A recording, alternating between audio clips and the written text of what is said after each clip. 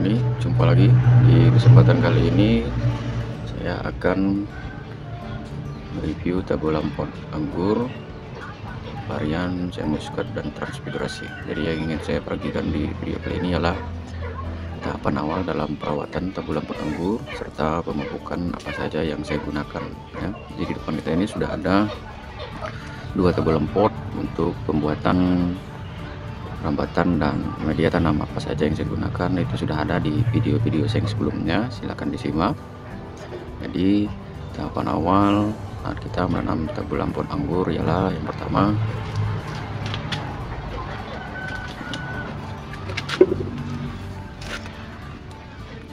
saat awal kita mau memindah tanamkan bibit, pastikan dulu media tanamnya sudah ditumbuhi rumput-rumput kecil ya, seperti itu. Tanda bahwa media tanam yang kita gunakan sudah bisa dipakai. Setelah kita pindah tanamkan, kita langsung aplikasikan vitamin B1 ke bibitnya supaya mencegah stres pada bibit anggur ya. Nah, setelah kita aplikasikan vitamin B1, kita hanya perlu menjaga kelembapan media tanam agar selalu dalam kondisi yang lembab, tidak terlalu basah dan tidak terlalu kering. Nah, baru setelah umur 1 bulan biasanya pucuknya daripada bibit yang sudah kita pindahkan itu sudah terlihat aktif ya, seperti itu. Nah, setelah umur 1 bulan dan pucuknya mulai aktif, baru kita aplikasikan pemupukan pertama. Di 1 bulan pertama kita aplikasikan pupuk apa saja yang saya gunakan itu ada di sini, 2 macam pupuk ya. Jadi saya menggunakan pupuk kimia dan pupuk organik yang saya gunakan secara bergilir. Itu pupuk kimianya ini ada pupuk ultradap dan pupuk NPK seimbang. Jadi 2 pupuk ini saya aduk jadi satu. Untuk pupuk NPK ini biasanya 2 sendok makan, yang ini 1 sendok makan. Saya aduk dengan air 5 liter air seperti ini ya. Nah, setelah diaduk saya aplikasikan ke buah bibit seperti ini. Jadi cara pemakaian penaburannya jangan terfokus pada dekat batangnya, tapi di pinggirnya sini. Kita taburkan secara merata, melingkar di pinggir bagian sebelah sini ya. Jangan sampai terlalu terkena akarnya atau dekat pohonnya sini, batang utamanya. Karena untuk mengantisipasi agar tanaman tidak kosong ya. Apalagi kalau bibitnya masih berumur muda. Nah, setelah kita melakukan pemupukan kimia 3 hari atau 4 hari dari aplikasi pupuk kimia ini tadi, saya biasanya mengaplikasikan VOC air lindi seperti ini ya, yang sudah kita panen dan kita jemur selama kurang lebih 1 bulan sampai warna dari air lindi ini berubah menjadi merah biasanya. Nah, setelah itu kita air lindinya sewadah ini, biasanya saya wadah pakan ayam ini kurang lebih tinggi segini atau full kadang-kadang, tapi biasanya saya nggak sampai full segini. Dan itu saya campur juga dengan 5 liter air seperti ini. Lalu saya aplikasikan ke bagian pinggir-pinggir potnya ya, tidak terkena batangnya, tidak terkena batang utama daripada bibit anggur. Karena bibit dalam usia yang muda seperti ini mungkin masih sensitif ya, dan cara penaburan seperti itu pun biasanya lebih baik dan lebih aman karena secara naluri akar itu kan masih sekitar sini. Nah, kalau kita aplikasikan di sini biasanya akar itu akan mengejar nutrisinya sehingga terjadi akar itu mengejar pupuk yang kita taburkan tadi. Jadi akar kita harapannya akan lebih merata di dalamnya ya, penyerapannya pun akan lebih baik tentunya. Nah, setelah melakukan pemupukan yang pertama, ketika bibit anggur panjang percabangannya sudah dirasa cukup untuk ditekuk ya, seperti ini. Nah, cukup untuk ditekuk seperti ini panjangnya, langsung saja kita tekuk seperti ini ya. Kita lakukan penekukan seperti ini.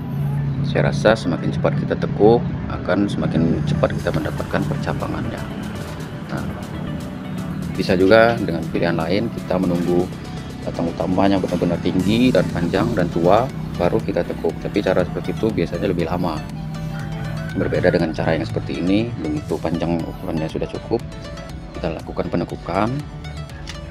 Setelah beberapa minggu kita lakukan penekukan, pucuk utamanya sudah aktif, maka secara otomatis cabang-cabang tunas airnya ini akan mulai tumbuh seperti ini ya. Jadi sedini mungkin kita sudah bisa mendapatkan, sudah bisa menyeleksi cabang air mana yang bakal kita gunakan nantinya untuk cabang tersiernya.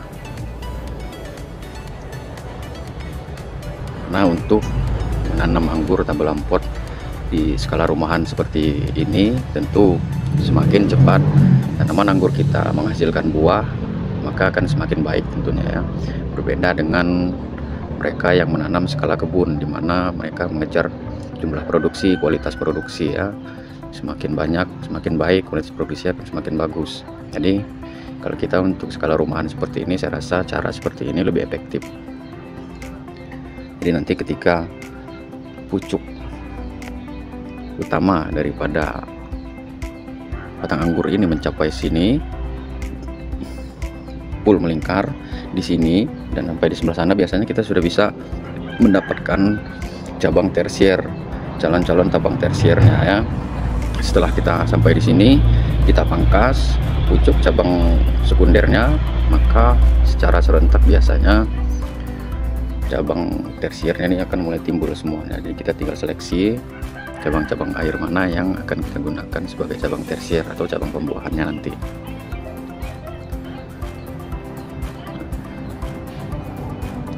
Jadi, nah sebagai catatan bagi rekan-rekan yang ingin menanam anggur tabel lampot seperti ini, jadi treatment apapun, langkah apapun, pembentukan atau pemangkasan ataupun pindah tanam, sebelum kita melakukan treatment seperti itu, saran dari saya, kita pastikan lebih dahulu bahwa pohon anggur itu dalam keadaan yang fit ya.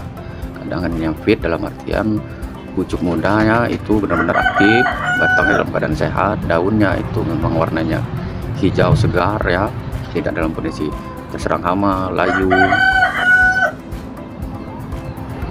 dan perakarannya bagus. Nah, itu bisa kita lakukan treatment. Karena kalau kondisi pohon anggur itu dalam keadaan fit, tentu treatment apapun yang kita lakukan akan berhasil. Jadi sebelum melakukan treatment pada tanaman anggur, terlebih dahulu kita pastikan bahwa pohon anggur itu dalam keadaan yang fit dan segar ya. Nah, setelah kita melakukan penepukan seperti ini, tinggal kita rutin dalam mengontrol pucuk mudanya ini. Jika sudah panjang, mulai kita ikat lagi ya, seperti ini. Kita ikat lagi sampai dia full melingkar.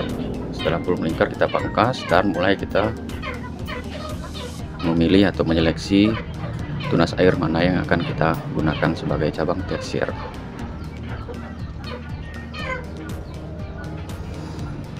Nah, untuk tabel lampot seperti ini, kita harus pandai-pandai menjaga kelembapan daripada media tanamnya ya. Jangan sampai terlalu basah, jangan sampai juga terlalu kering ya. Nah, ini sudah ada rumputnya. Nah, ini saya tanam di pot ukuran 60. Saya letakkan di tempat tanpa naungan ya.